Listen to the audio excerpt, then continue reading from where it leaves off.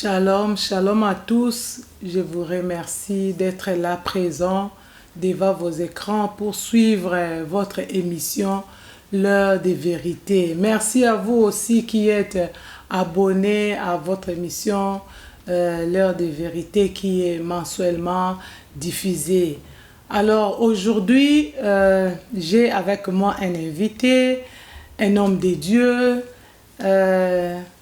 un écrivain qui a édité un ouvrage.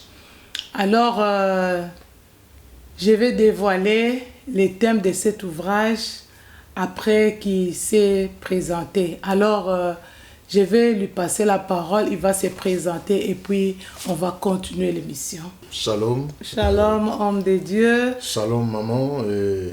Merci. Le plaisir est de mon côté. Amen. Je salue d'abord l'opportunité qui m'est donnée de pouvoir être sur ce plateau. Amen. Afin de pouvoir m'exprimer par rapport au sujet d'aujourd'hui et de rendre grâce à Dieu en toutes choses. Et je profite aussi pour saluer l'équipe technique et tous ceux qui nous suivent de près ou de loin via les réseaux sociaux et ceux qui sont ici sur place. Que la gloire revienne à Dieu, je dis shalom. Alors je me présente, je suis le docteur Mubengai Baron Vincent de Paul. Je vis ici en Allemagne, je suis à Wuppertal et nous sommes là pour parler de la part du Seigneur de ces sujets que nous voulons évoquer aujourd'hui pour la gloire de Dieu. Gloire à Dieu. Merci, docteur Baron, d'avoir répondu à notre invitation. Alors, aujourd'hui, on va parler d'un ouvrage que l'homme de Dieu a écrit. Alors, le thème, c'est « Femmes dans toutes ses dimensions ». La première question est celle-ci. Quelle motivation aviez-vous pour écrire ces premiers ouvrages concernant la femme? Merci pour la question, maman. Je dirais d'abord pour une petite notification pour ceux qui nous suivent. Je ne suis qu'un auteur et ça c'est mon premier né. Je ne suis pas encore au niveau d'écrivain ni d'éditeur, je ne suis qu'auteur du livre. Et la vocation ou le désir ou encore la pensée de parler sur la femme. Ça c'est une belle question. Étant un homme, parler sur la femme. Je pense que d'abord, dans l'exercice du ministère, toutes ces années que je suis dans le ministère, près de 20 ans, je n'avais jamais pensé d'abord écrire un livre, je n'avais jamais senti être dans l'esprit d'écrire, ni encore porter un message dans le sens d'un ouvrage littéraire concernant la femme. Mais qu'est-ce que je peux dire?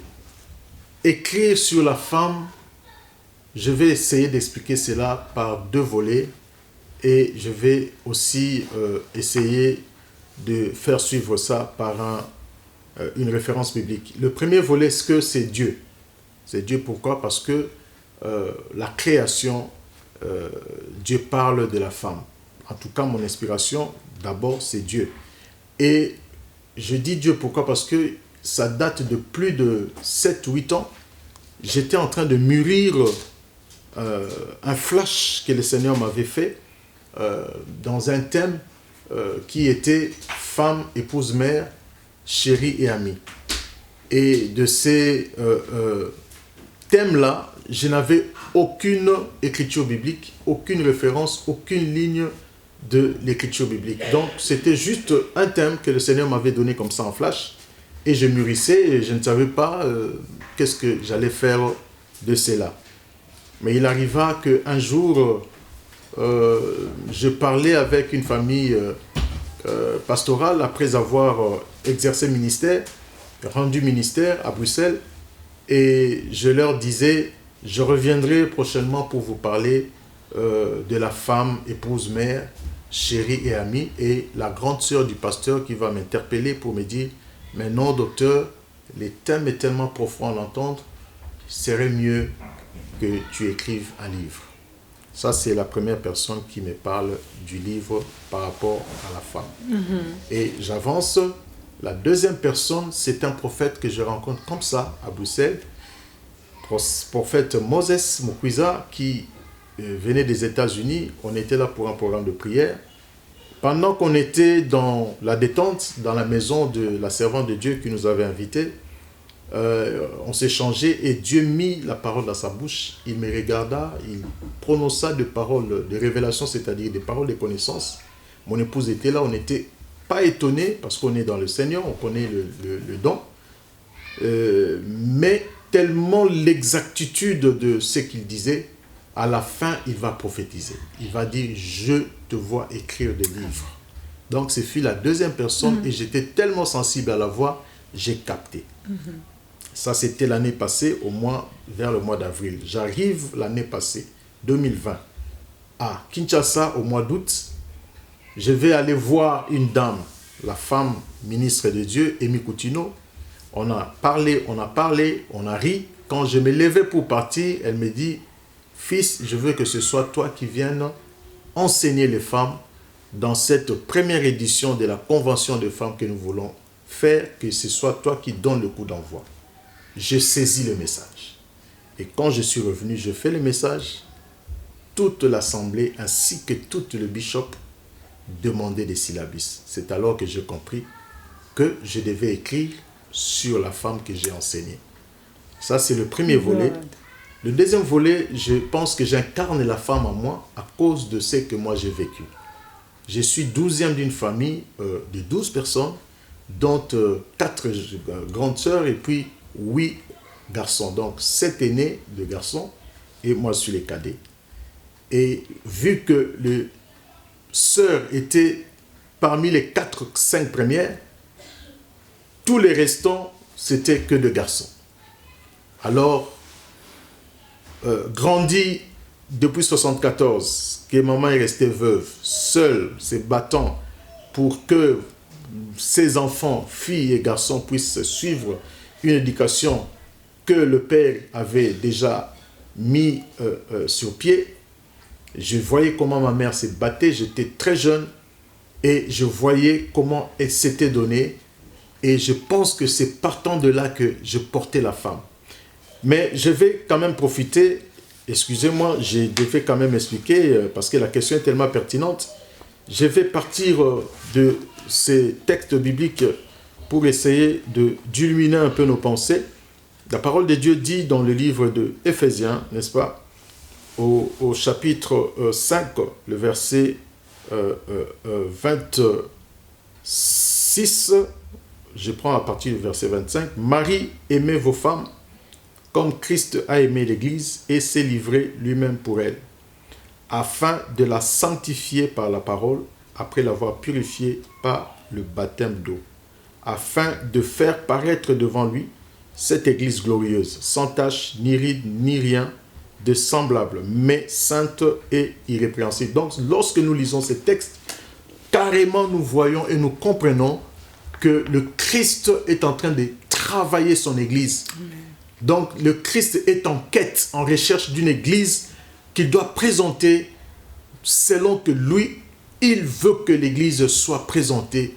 Et nous avons vu les qualités que l'Église devait requérir, c'est sans tache, ni ride, ni rien de semblable. Donc, je pense que j'étais quelque part, sans le savoir, sans le vouloir, en quête d'une perfection dans la femme. Et le Seigneur m'en a donné le pouvoir et la possibilité de pouvoir avoir la révélation pour écrire sur ce qui est de la femme. Donc voilà comment les sentiments ou encore comment j'ai écrit sur la femme. Gloire à Dieu. Alors, dans l'introduction de ces livres, parce que moi j'ai lu ça et vraiment ça m'a édifié. Je me suis même posé la question et j'ai posé la question à l'homme de Dieu si c'était vraiment son inspiration parce que c'était vraiment très riche. Et, voilà quoi. Alors, dans l'introduction, vous avez dit que la plupart des femmes ou jeunes filles ou sœurs marchent en tâtonnant pour leur situation quotidienne. Expliquez-nous un peu cela. Merci beaucoup. Je vais partir toujours de la parole de Dieu. Nous sommes dans le livre de Luc au chapitre 11. Je veux lire au verset 3. Je suis dans la version... je préfère prendre la version Semeur. La Bible déclare dans la version Semeur: Père, accorde-nous notre pain nécessaire. Accorde-nous chaque jour notre pain nécessaire.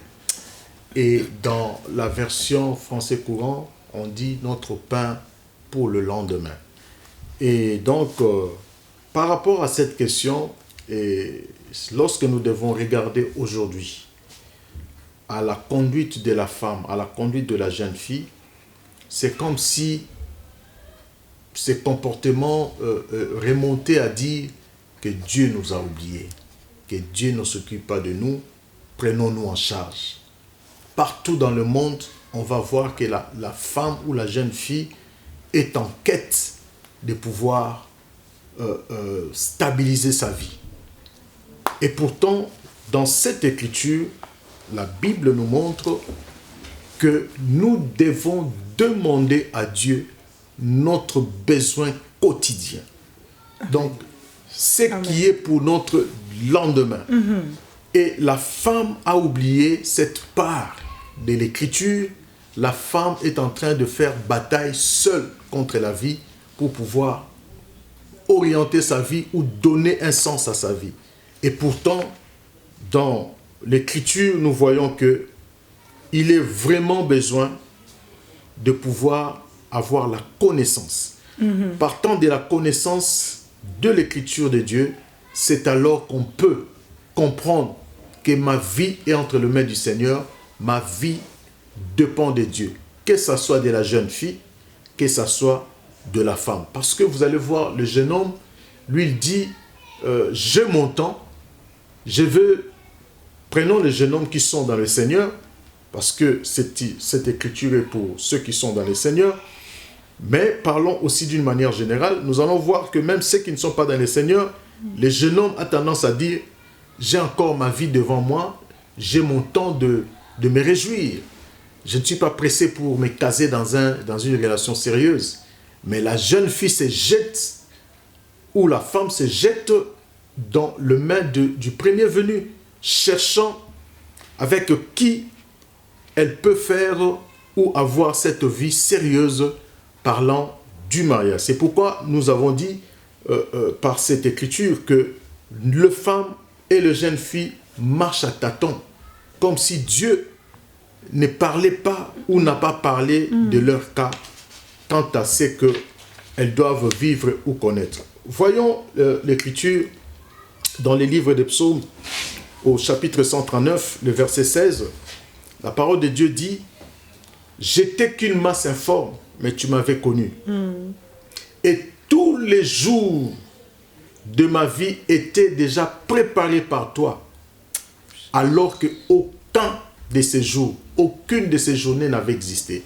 Donc Dieu déjà d'avance, alors que nous étions qu'une masse informe, jeune fille, femme, tu n'étais qu'une masse informe, mais Dieu qui est Dieu avait déjà d'avance préparé tous les jours, c'est-à-dire lundi, mardi, mercredi, jeudi, vendredi, samedi, dimanche, janvier jusqu'à décembre, te concernant.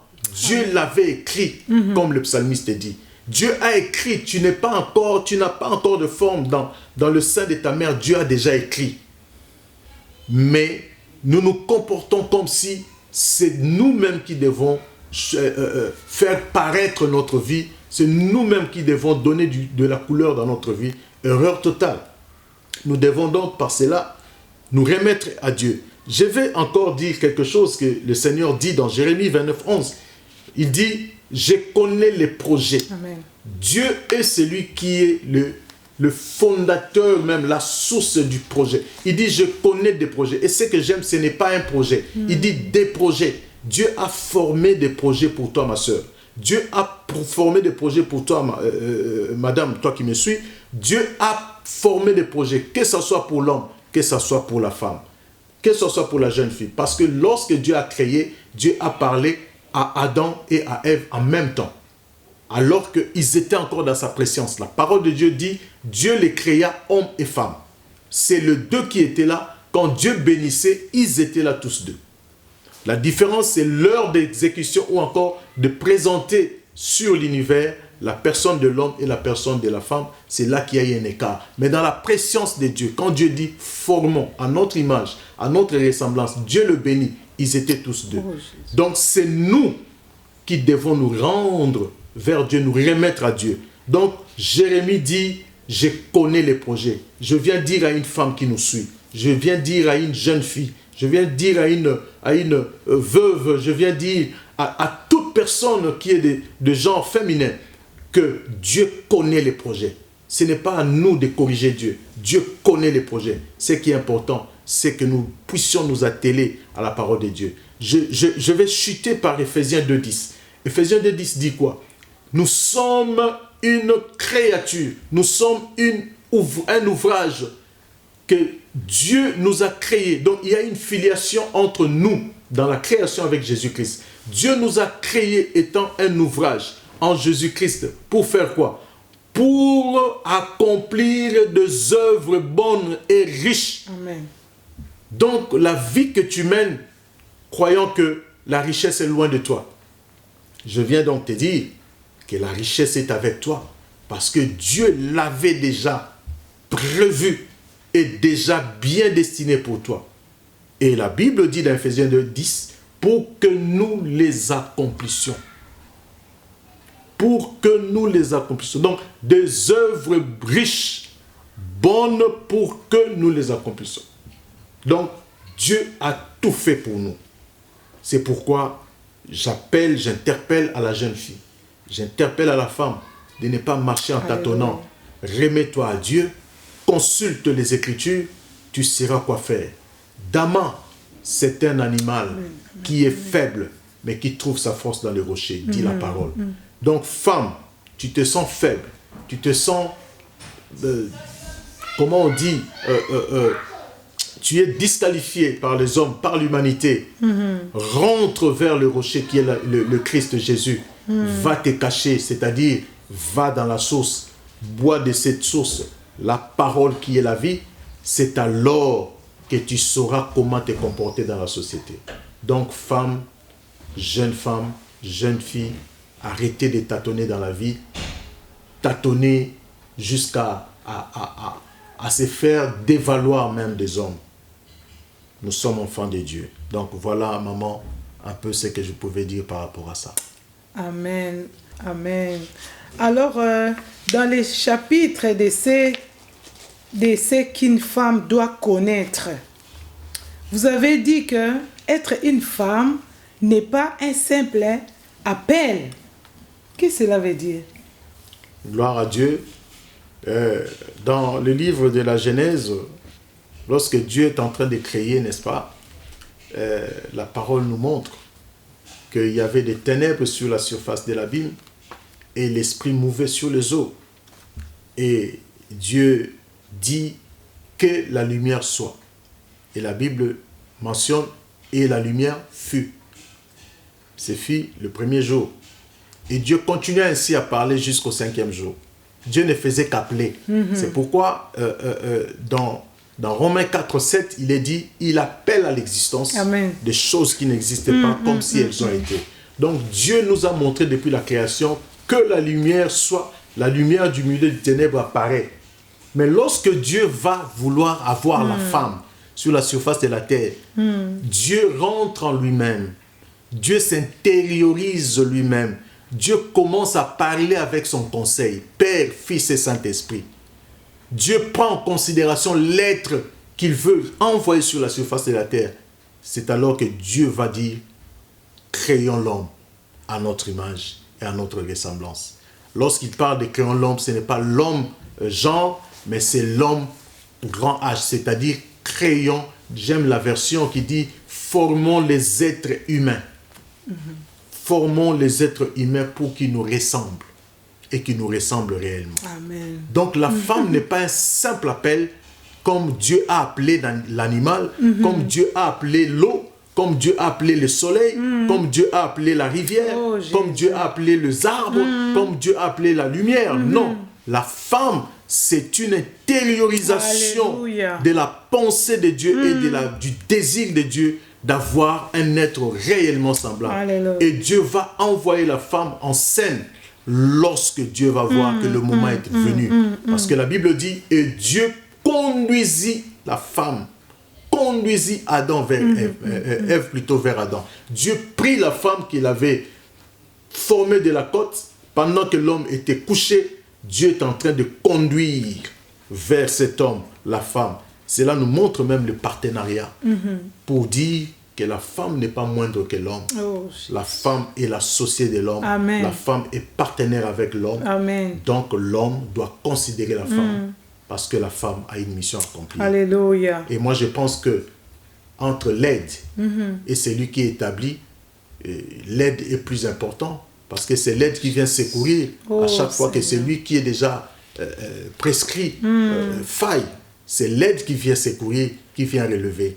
Et je pense que la position de l'aide, c'est la position que la femme doit aussi intérioriser en elle. C'est alors qu'il n'y aura pas de bataille dans le foyer, Alléluia. dans la vie, dans la société. Oh. Que le Seigneur soit béni. Amen. Gloire à Dieu. Je suis sûre que les femmes nous suivent en ces moments ici. Vraiment, tout ce que l'homme de Dieu dit et partage avec nous en ce qui concerne ce qu'il a écrit, ce qui se trouve dans ses livres, vraiment est édifiant et cela nous amène vraiment à se reconnaître, à se découvrir encore davantage, quoi. Alors, dans un chapitre concernant la fille ou la jeune fille, vous avez énuméré quelque chose qui est l'un des traits de caractère d'une femme à épouser.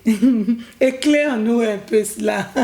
Que Dieu soit béni, révérende. Vous savez, ces livres, c'est vrai, je vais montrer ça à notre public, à tous ceux qui nous suivent.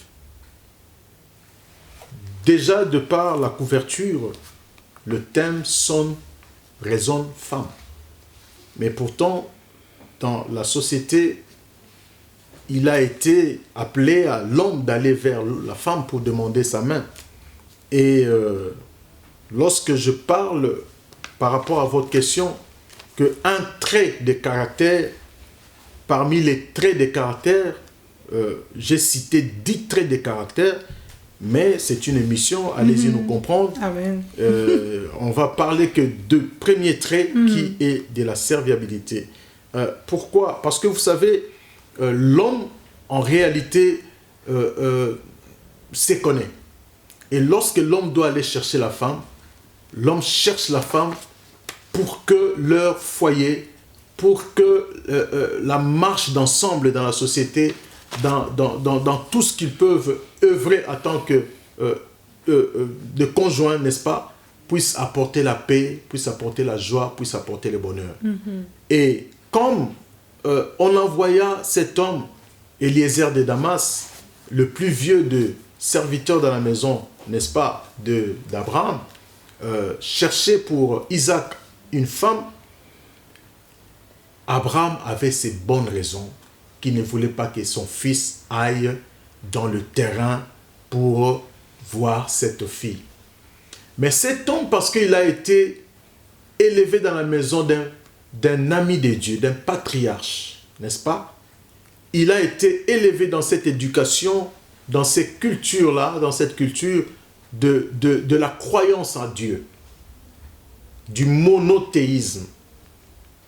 Cet homme va d'abord interroger le Seigneur, le Saint-Esprit. Connaissant Isaac, connaissant la destinée d'Isaac, connaissant la responsabilité, les promesses qui étaient sur Isaac, cet homme lui-même a trouvé que aller choisir une femme par la beauté du visage, par la beauté de la voix, par la beauté de la figure, par la beauté de la stature, par la beauté de je ne sais quoi, ça pourrait être une erreur fatale. Ça va être du chaotique dans le foyer. Il se tourne vers celui qui connaît Isaac et vers celui qui a créé cette côte-là qui était tirée d'Isaac. Et il a eu, n'est-ce pas, des éléments qu'il avait besoin.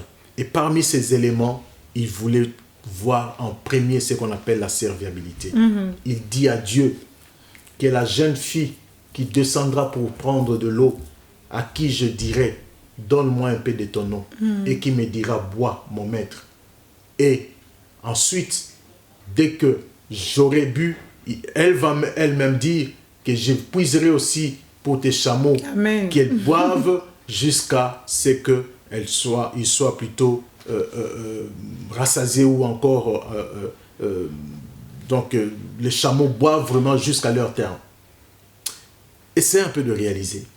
La jeune fille tombe. Ce n'est pas une jeune fille au make-up. C'est une jeune fille qui vient, elle puise l'eau et l'exercice de la prière est en marche et ça réussit. Laissez-moi vous dire une chose. La préoccupation de Rebecca à ces vieux hommes. Aujourd'hui, nous voyons ce qu'on appelle la serviabilité n'est plus être en mode. Pourquoi? Parce qu'aujourd'hui, nous parlons des intérêts. Chaque personne veut rendre service là où elle trouve son intérêt ou ses intérêts. Jésus. Mais Rebecca ne se soucie même pas qu'à la maison, on connaît mon mouvement ou mes mouvements de descente et de montée. Ça fait à peu près combien de temps que je prends pour puiser l'eau et rentrer à la maison. Rebecca se lance dans une aventure terrible. Elle sert l'eau, elle commence à servir les chameaux. Laisse-moi te dire, toi qui me suis, laissez-moi vous dire, vous qui nous suivez, qu'il est écrit d'un dromadaire, n'est-ce pas, qu'il boit jusqu'à 100 litres d'eau, n'est-ce pas, en 10 minutes. Mais il est écrit d'un chameau qu'il boit 57 litres. Alléluia. Amen. Donc, allez-y imaginer la petite cruche de l'épaule de Rebecca pour 10 chameaux chacun, 57 litres. Sa cruche pour faire d'abord 57 litres pour un chameau. Et pour faire 57 litres pour les 10 chameaux. Quelle patience! Entre-temps, Rebecca ne savait pas qui est cet interlocuteur. Et Rebecca ne savait pas qu'est-ce qui l'attend. Alléluia. Amen. C'est pourquoi je viens interpeller, n'est-ce pas, une jeune fille qui nous suit pour lui dire que la serviabilité est un des traits de caractère parmi les 10 cités dans ces livres qui va vraiment mettre l'homme qui viendra devant toi ou encore le parent de cet homme qui se présenteront devant toi de comprendre combien et comment leur fils sera dans les mains d'une princesse, d'une reine. Amen. Allez-y comprendre seulement l'histoire de servir le chameau. Allez-y comprendre qu'on ne lui a pas demandé de servir le chameau, mais elle propose. Voyez-vous, quand l'homme va chercher une femme, l'homme a besoin de toutes ces choses. Une femme qui va être partenaire, une femme qui va participer à ses projets, qui va amener une pierre de plus, mais qui ne va pas être là pour détruire dans les critiques ou encore à buter l'homme contre le mur, mais plutôt une femme qui va être disponible. Et les autres traits de caractère, vous aurez à découvrir. Donc, maman, pour répondre, la serviabilité, c'est un des grands traits de caractère très importants qu'un homme cherche pour être à même de dire « là, c'est mon épouse ». C'est pourquoi la parole de Dieu nous dit que celui qui trouve une femme trouve le bonheur. Et c'est cette femme-là, c'est Rebecca. Amen. C'est Rebecca. Parce que ici, nous parlons de la femme de la destinée. Parce que toute femme n'est pas destinée à être auprès de cet homme. X ou Y. C'est pourquoi cherchons nos femmes dans la prière. Amen. Car Dieu qui connaît tout nous enverra la femme qu'il nous faut. Amen. Le choix de la femme pour nos jeunes frères, très important, la prière. Pour vous, sœurs, travaillez la serviabilité. Ne voyez pas de ces jours les intérêts. Amen. Ne voyez pas les intérêts. Parce que Rebecca pouvait dire, mais vous êtes un homme, moi d'abord une femme. Vous pouvez puiser de l'eau vous-même. Et puis vous pouvez puiser aussi pour votre chameau. Mais ce n'était pas ça sa réflexion. Un étranger, elle sait plutôt qu'elle devait prendre ou répondre à cet étranger pour satisfaire son besoin. La famine qui était de l'inquiétude dans cet homme. Rebecca a répondu. C'est ça la femme que l'homme attend. Amen. Voilà. Amen, vraiment. Nous allons vite passer à une autre question. Vous avez mentionné que la femme, une veuve est appelée, une femme veuve, c'est celle-là qui a au moins 60 ans. Et celle qui a moins de 60 ans, comment pourront-on l'appeler? C'est une belle question. Mais sa réponse est toujours dans la parole de Dieu. Gloire soit rendue à Dieu. Et la Bible, dans la parole de Dieu, parle de cette veuve-là de 60 ans. Nous sommes dans le livre de 1er Timothée, là où l'apôtre est en train d'instruire Timothée, l'apôtre Paul. Voyez-vous, l'apôtre est en train de faire une description. Ce n'est pas qu'il ignore ou qu'il refuse qu'on appelle veuve celle qui a moins de 50 ans. L'apôtre, moins de 60 ans. On va un peu lire pour avoir l'idée. 1 Timothée 5. L'apôtre dit au verset 9, 1 Timothée 5, verset 9, qu'une veuve, pour être inscrite sur le rôle, n'est pas moins de 60 ans. Qu'elle ait été femme d'un seul mari. Amen. Donc, nous sommes ici dans le contexte de l'Église. Nous sommes dans le contexte de la maison de Dieu. Pour qu'une femme appelée veuve soit inscrite dans un rôle à l'Église, elle ne peut pas être moins de 60 ans. Pourquoi? Parce que l'apôtre estime, d'après ce qu'il a constaté, que les veuves jeunes de moins de 60 ans sont beaucoup parmi elles.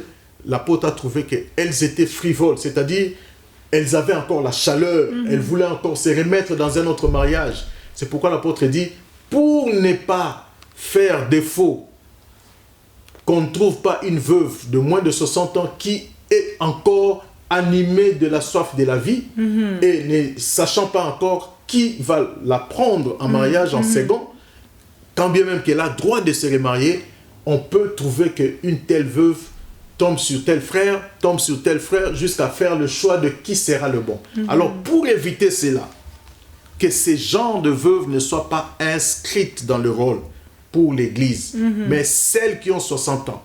Aujourd'hui, les veuves de 60 ans, aujourd'hui, les femmes de 60 ans ont des chaleurs terribles. On voit des mariages même jusqu'à celles de 65 ans.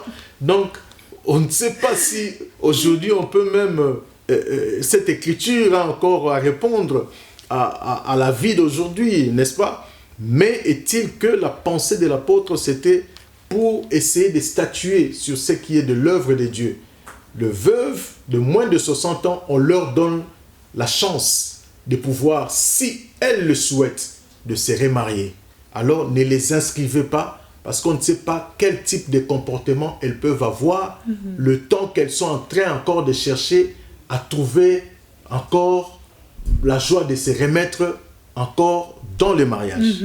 Mais celles qui ont 60 ans, l'apôtre estimait que ce sont des veuves qui ont déjà consommé la vie, consommé le mariage, et rien ne peut plus être nouveau dans un autre mariage.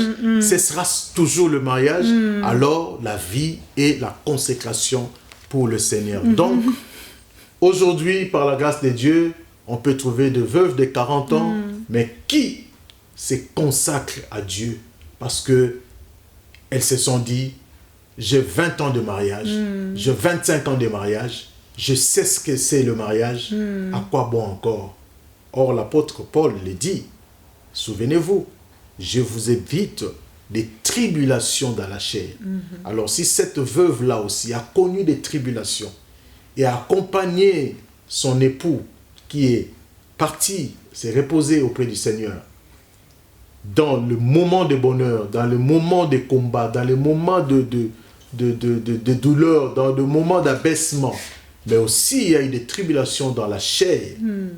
Et cette veuve, si elle estime qu'elle a consommé son mariage, elle peut se consacrer, servir le Seigneur, quand bien même 40 ans. Nous avons, en passant, l'exemple de Anne dans les temples, révérende. La Bible dit, elle a été 7 années seulement avec son mari dans le mariage. Et la Bible signifie qu'elle était vierge. Or, lorsque nous devons remonter dans le fouilles pour voir comment se comportaient les femmes vierges, de quel rang d'âge on pouvait statuer les femmes d'Orient qui étaient vierges, ça nageait entre 25 et 30 ans. Donc si on doit donner un âge à Anne, on peut dire Anne a consommé 7 ans de mariage, elle est entrée dans son mariage entre 20 et 25 ans. Donc Anne est devenue veuve à moins de 40 ans. Mais Anne a décidé de consacrer sa vie malgré qu'elle n'avait pas 60 ans. Et la Bible nous parle d'Anne alors qu'elle avait 84 ans. Donc, ma sœur, toi qui me suis, toi qui, Dieu a assez plu de récupérer son serviteur, de récupérer votre époux, de récupérer sa créature, et vous êtes resté veuve, si vous estimez que vous avez consommé votre mariage et que vous pouvez rester ainsi pour servir le Seigneur, que le Seigneur vous bénisse. Il n'y a pas de honte à ça. Vous êtes veuve, vous êtes réellement une veuve, mais seulement l'apôtre, pour une discipline, pour ne pas voir encore la veuve étant dans le rôle, étant dans les occupations des choses de Dieu, cherchant encore la vie pour être encore remariée. C'était juste en sorte de discipline. C'est pourquoi il dit que la veuve qui réellement est veuve à 60 ans. Voilà pourquoi on a parlé de ça dans ce sens-là. Merci beaucoup, homme de Dieu. Vraiment, nous avons encore une question pour terminer notre émission. Vous avez parlé aussi d'une femme célibataire et d'une femme vierge. Parlez-nous un peu en gros de ces 2 chapitres. Gloire à Dieu. De ces 2 chapitres, tout ce que je peux dire, l'apôtre est en train de parler, et puis le Seigneur lui-même est en train de parler dans les livres de Matthieu. Il dit dans Matthieu 19, 12, il y a des gens qui ne se marient pas parce qu'ils ne peuvent pas le faire. Pour certains, c'est depuis leur naissance. D'autres, c'est parce qu'on les a empêchés de le faire, en les rendant eunuques. Et il y a des gens qui ne se marient pas à cause du royaume des cieux. Ça, c'est Jésus. Au commencement, Jésus était là pour dire il n'est pas bon que l'homme soit seul. Mais ici, dans le livre de Matthieu, Jésus est en train de donner une leçon. Il dit il y a des gens qui ne peuvent pas se marier parce qu'ils le font à cause du royaume. Alléluia. Amen. Et l'apôtre Paul, lui, il vient, il rebondit avec un autre langage, mais dans la même direction du Seigneur. Il dit est-ce que tu as une femme? Ne cherche pas à la quitter. Tu n'as pas de femme? Ne cherche pas à te marier. Oh. Alléluia. Est-ce que l'apôtre est contre? Non, il est dans la ligne de ce que le Seigneur disait. Je ne veux pas que vous ayez des tribulations dans la chair. Soyez comme moi, dit l'apôtre. Donc, lorsque je parle du célibataire ou de la célibataire, c'est juste pour, n'est-ce pas, essayer d'aider, de figer un comportement à suivre à cette femme-là qui est célibataire, qu'elle doit être calme, de toutes les façons. Calme, c'est consacrer à Dieu, regarder à Dieu et attendre. Si réellement c'est son appel d'être dans le mariage, elle entrera dans le mariage. Mais qu'elle ne soit pas une femme qu'on parle d'elle comme si c'était le moindre que rien. Donc là, il y a un caractère à cette, n'est-ce pas, célibataire. Aujourd'hui, les gens qui ont développé les ministères de combat, je ne parle pas de ministère paix à leur âme, Maman Olangui, mais je parle de ministère de combat parce que le combat existe dans la Bible depuis. Nous en parlons avec les armes, n'est-ce pas, que nous devons prendre, les armures de Dieu. Donc, ceux qui ont développé ces ministères de combat pour dire la délivrance, prennent certaines situations de revers pour dire non, il y a un esprit de célibat dans cette sœur. C'est pourquoi jusqu'à 45 ans, elle ne se marie pas. Ça doit être un lien de parenté, un lien de famille, ça doit être une réclamation, ça doit être. Donc, je viens pour vous rassurer, très chers célibataires, n'est-ce pas? Vous n'avez pas besoin de vivre une vie mondaine. Et pourtant, vous êtes dans le Seigneur, croyant que réellement, vous êtes dans un lien quelconque. Non. Si ce n'est pas votre vocation, Dieu seul sait. Mais si c'est votre vocation, votre mariage viendra. Parce que la prophétie dit, elle arrive, elle est sur le chemin, elle est sur le pas d'être accomplie, attends-la. Certainement, elle s'accomplira. Si Dieu avait écrit ton nom pour ceux qui vont être mariés, madame, vous trouverez votre mariage.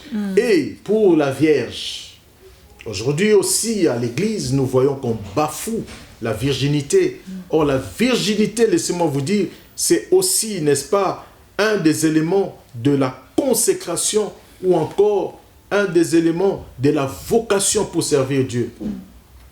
Nous pouvons ainsi parler de la virginité comme étant un élément aussi de la vocation.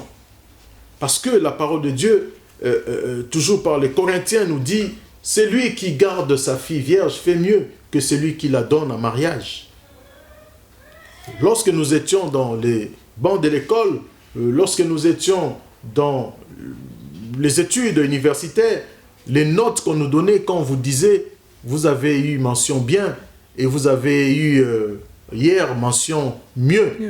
Je pense que mieux est au-dessus de bien. Donc, vierge dans le Seigneur n'est pas une honte. Vierge dans le Seigneur, c'est aussi une marque de te dire que tu as une vocation de servir Dieu. Alléluia. Ma sœur, lutte pour ta virginité. Si tu es dans cet état, n'aie pas honte d'en parler lorsque d'autres lèvent leurs doigts pour dire combien d'hommes avec lesquels elles sont passées. Toi, dis combien de fois tu as été avec ton Jésus dans ton intimité. Alléluia. Que le Seigneur donc bénisse la Vierge, que le Seigneur bénisse la célibataire. Amen, amen. Amen, gloire à Dieu. Avant de prier, je voudrais demander à l'homme de Dieu où pourra-t-on s'en procurer? Oui, le livre, et à quel prix? Pour le moment, les livres, les gens ne peuvent que m'appeler ou encore m'écrire, parce que jusque-là, nous sommes en petit souci par rapport aux plateformes Amazon et eBay. Ce qu'on nous a demandé, nous avons reçu cela de papier juridique, mais pour maintenant avoir le droit de pouvoir exercer la vente, il nous faut deux choses que nous attendons jusqu'à ce que ça vienne. Et ça traîne, on m'a dit que ça prend du temps. Donc pour le moment, je ne peux qu'envoyer par poste le livre. Donc écrivez-moi, pour ceux qui ont WhatsApp, appelez, écrivez sur le plus 49, nous sommes en Allemagne, et puis 178 84 33 7 6 1. Je reprends, plus 49 178 84 33 7 6 1. Là, vous pouvez m'appeler, vous allez m'avoir, n'est-ce pas, pour que vous me disiez dans quelle adresse je peux vous envoyer le livre. Le livre, dans la plateforme, ça va coûter 20 €. Le frais de transport pour ceux qui sont en Allemagne, c'est y compris, donc c'est gratuit. Mais pour ceux qui sont en dehors de l'Allemagne, on vous dira le frais qu'il faudra ajouter là-dessus pour la poste. DHL, bien sûr. Voilà, révérende. Merci beaucoup. Je pense que vous avez noté les numéros de téléphone de l'homme de Dieu et celui qui veut s'en procurer peut l'appeler et puis ils vont discuter comment il peut l'avoir. Alors, avant de vous quitter, nous allons prier ensemble avec l'homme de Dieu. C'est vrai, chacun de nous a compris un tout petit peu ce qui est écrit, ce qui se trouve dedans dans les livres. Moi, personnellement, j'ai déjà lu et ça m'a vraiment édifié. Alors, j'aimerais que tout un chacun de nous puisse aussi acheter. Cela contribue à l'édification aussi. Ça ajoute quelque chose dans notre foi. C'est pour cela que nous allons prier vraiment pour que le Seigneur puisse nous aider par rapport à ce que nous venons d'écouter, de ce qui est écrit dans ces livres. Femmes dans toutes ces dimensions. C'est vraiment important de se découvrir. À travers ces livres, la femme va vraiment se découvrir encore plus. Et la femme va comprendre qu'elle n'est pas un simple appel. C'est une créature de Dieu. Une femme importante aux côtés d'un homme. Et une femme vraiment qui a des capacités, une femme qui a des talents, des qualités pour avancer, pour l'avancement de ce monde et aussi du royaume des cieux.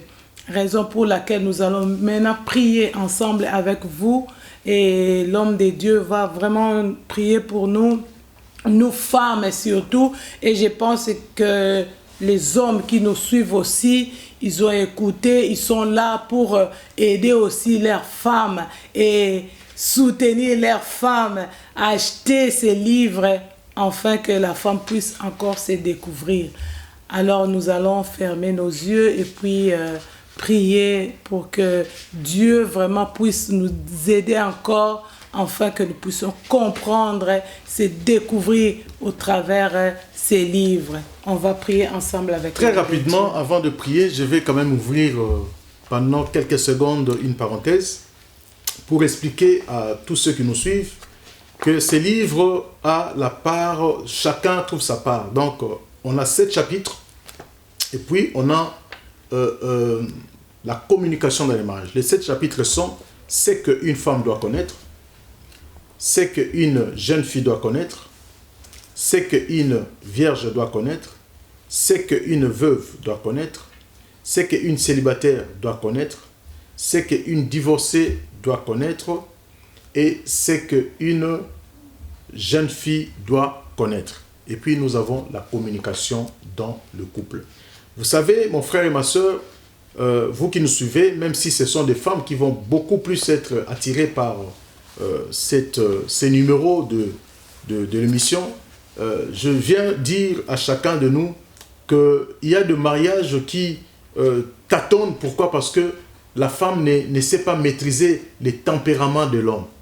Or, dans ces livres, vous allez découvrir, mes sœurs, les types de tempéraments d'hommes que vous avez dans la maison. Et comment découvrir ces types de tempéraments, comment alors remédier à ça pour parvenir à un couple joyeux. Et il y a aussi 4 besoins, n'est-ce pas, d'une femme et 5 besoins de l'homme auprès de sa femme.